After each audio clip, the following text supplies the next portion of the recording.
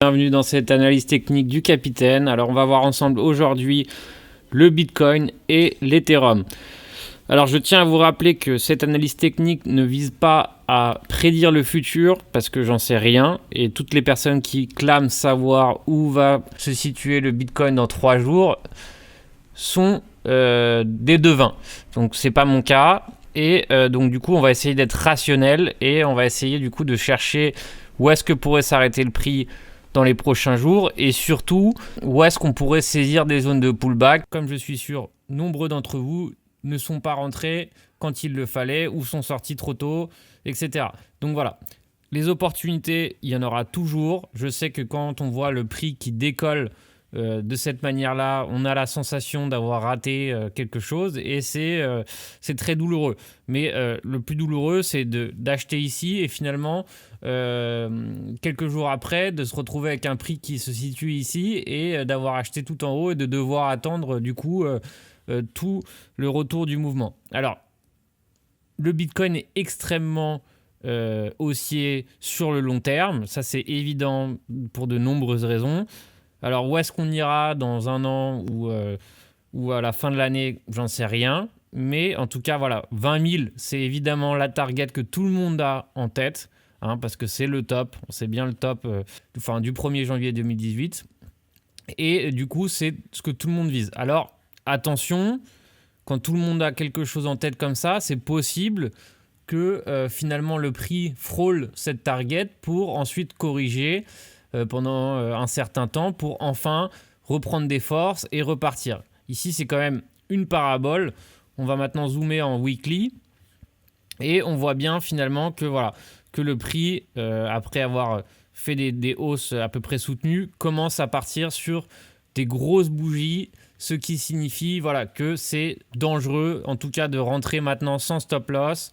Et d'ailleurs, j'ai mes DM qui sont blindés de messages. Est-ce que je dois acheter, est-ce que je dois vendre? Je ne suis pas là pour vous donner une réponse, tout simplement parce que si je vous dis quelque chose et qu'il se passe l'inverse, vous allez m'en vouloir. Alors c'est à vous de prendre des décisions. Personnellement, mon investissement et mon trading m'interdit de rentrer sur une telle bougie. Et voilà, je préfère attendre sagement, tranquillement, dans mon coin, une vraie opportunité d'achat pour un investissement long terme, ou en tout cas pour une opportunité court terme ou autre. Après, en intraday, c'est autre chose. Là, en intraday, le trading intraday est extrêmement efficace et extrêmement profitable si on est extrêmement rigoureux. Parce que voilà, ça va très très vite et du coup, avec une volatilité pareille, on peut se faire stopper très rapidement. Si on ne respecte pas ses stop loss, on peut très rapidement brûler son compte et ce n'est pas du tout le but. Donc là, on reste sur de l'investissement. On va donc chercher des zones de pullback. Tout d'abord, donc voilà, le prix hier, après cette grosse bougie, et aller chercher encore des plus hauts sur le 18 000. Donc 18 000 pour l'instant, temporairement, c'est le top. Alors, est-ce qu'on va aller plus loin dans la journée? Est-ce qu'on va aller plus loin dans les jours qui suivent? C'est difficile à dire. C'est pour ça que on peut, par exemple, se référer à des unités de temps inférieures, comme le 4 heures, pour voir si le prix va continuer à hausser. Donc, c'est très simple. Si le prix va continuer à hausser, il va s'affranchir de ce dernier sommet qui est ici pour continuer et voir chercher les 18 000 ou les 20 000. En revanche, le prix va continuer à corriger si ce dernier creux qui est ici est affranchi à la baisse. Donc pas s'il est équivalent. S'il est équivalent, ça pourrait faire un double bottom et repartir. Mais si ce creux est franchi à la baisse, on va avoir une correction peut-être plus importante.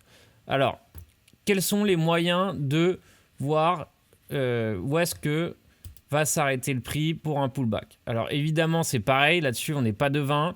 Ce qui est sûr, c'est que s'il y a des liquidations, s'il y a de l'émotionnel qui va rentrer en jeu, ça peut aller très loin et surtout en mèche. Donc ça sera extrêmement rapide et du coup, ça ne sera pas forcément facile à saisir si vous n'êtes pas derrière l'écran.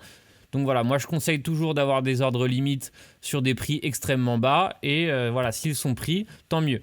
Alors moi, il y a un niveau que je vois qui est pour moi qui me saute aux yeux, c'est celui-ci qui est donc du coup les 12 400. Pourquoi? Parce qu'ici, on voit qu'il a déjà servi plusieurs fois de résistance. Ici, résistance. Pourquoi pas un support rapide? Donc voilà, ça c'est une target qui est éloignée, mais pourquoi pas? Il faut pas du tout ne pas être ambitieux sur ces targets éloignés, parce que c'est possible que le prix revienne les toucher, même si c'est extrêmement rapide. Alors pareil ici, pour moi ça aussi c'est une zone qui est intéressante. On peut inclure celle-là aussi vers les 11 000. Voilà, tout ça pour moi c'est des targets qui sont envisageables et de façon, ça se trouve, extrêmement rapide. Si mes ordres sont touchés, tant mieux. Voilà, si on n'y arrivera pas, tant pis. Voilà. Mais en tout cas, ce qui est sûr, c'est que je ne rentre pas tout de suite sur le mouvement. Donc maintenant, je vais sortir Fibonacci aussi. C'est toujours utile de savoir où on se situe. Et je prends l'ensemble de ce mouvement pour voir un peu, du coup, où est-ce que pourrait s'arrêter le prix. Alors, les 38,2, c'est évidemment un niveau intéressant. Les 0,5, encore plus intéressant. Et pourquoi pas les 61,8. Alors maintenant, je vais mêler l'étude de Fibonacci du coup au volume profil. Pourquoi? Parce que plus on a d'indicateurs, plus on a de probabilité que le prix vienne toucher ce jeu.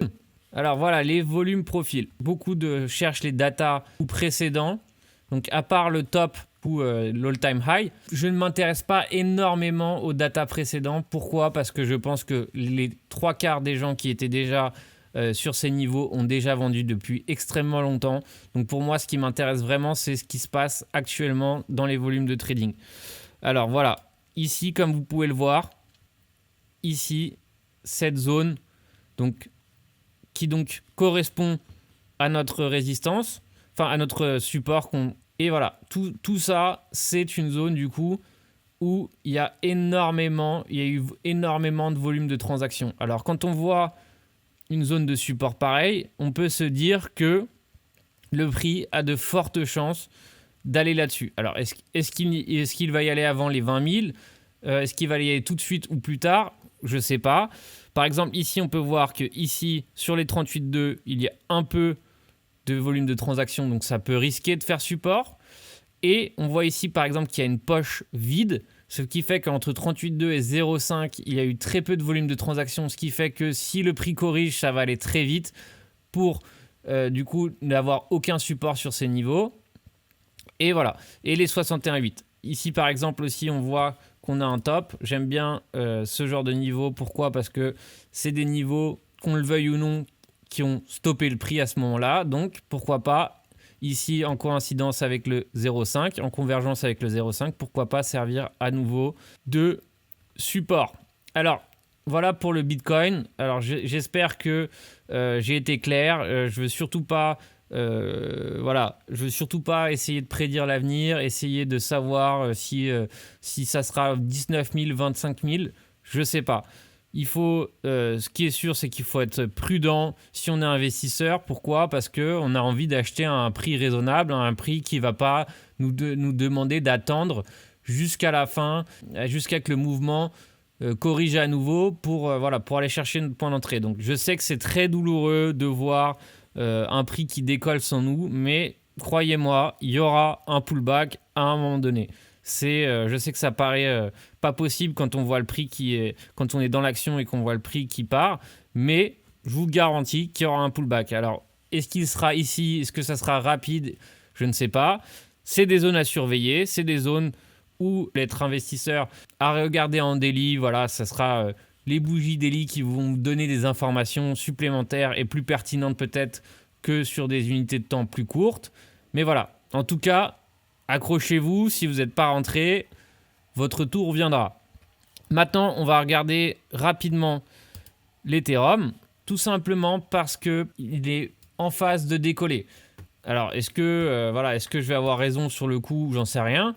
Peut-être que non, mais je vous garantis que une fois que les investisseurs seront tous entrés sur le Bitcoin et auront vu que, voilà, que le prix commence à flamber, ils vont se dire « Ah, bah maintenant, l'opportunité du siècle se trouve sur d'autres crypto-monnaies. » Alors, sans parler des fondamentaux, ils vont s'intéresser juste parce que c'est moins cher, sans savoir ce que l'Ethereum est, etc. Ils vont vouloir rentrer parce qu'ils savent que c'est moins cher.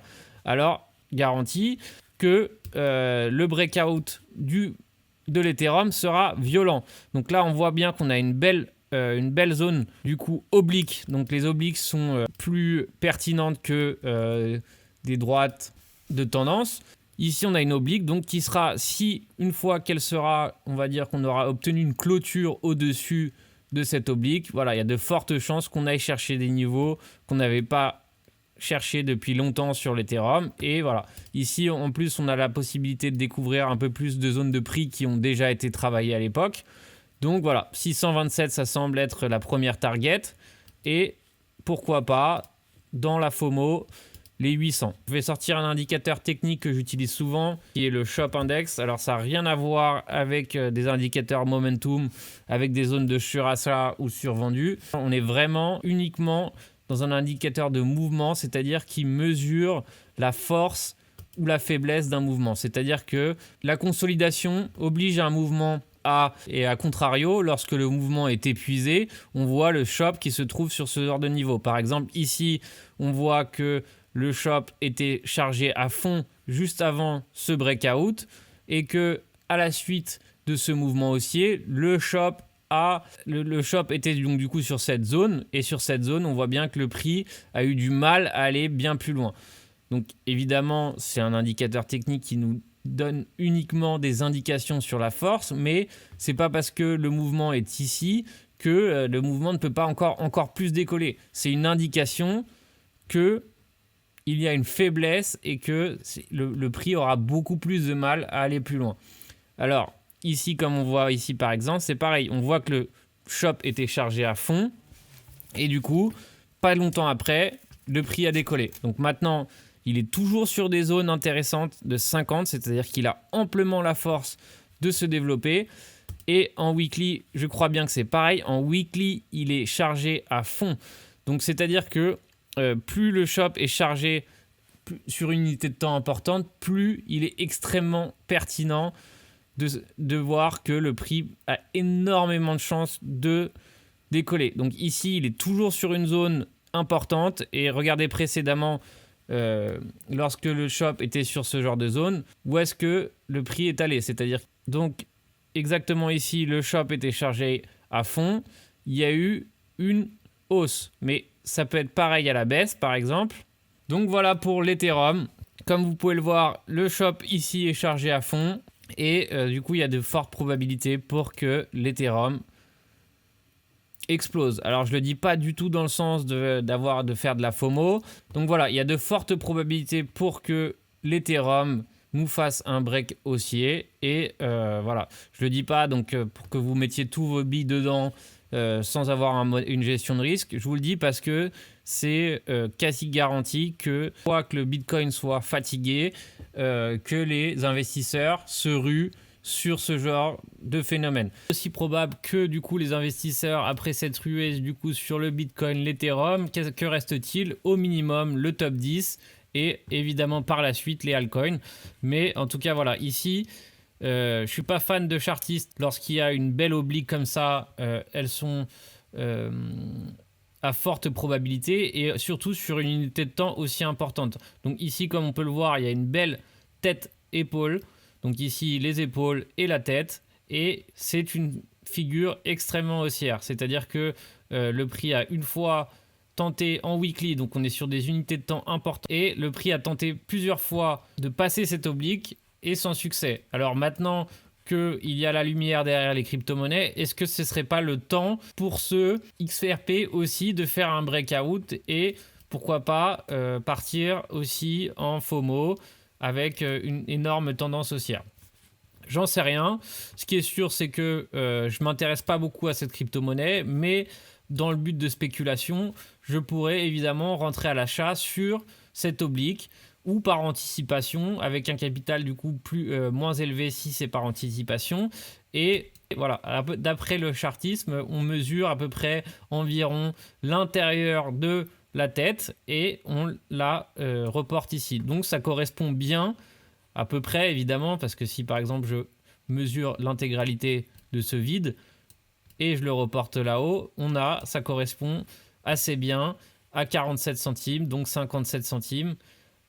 Pourquoi pas. Donc voilà, c'est une belle figure et je vous garantis qu'une figure sur des unités de temps aussi importantes, c'est extrêmement haussier. Voilà pour ça, les alertes TradingView n'arrêtent pas de sonner. Évidemment, la journée de trading va être extrêmement chargée et c'est vraiment sur ces genres de moments qu'en intraday, on peut faire de bons profits, mais évidemment, c'est important d'avoir un certain niveau parce que ça peut aller très très vite.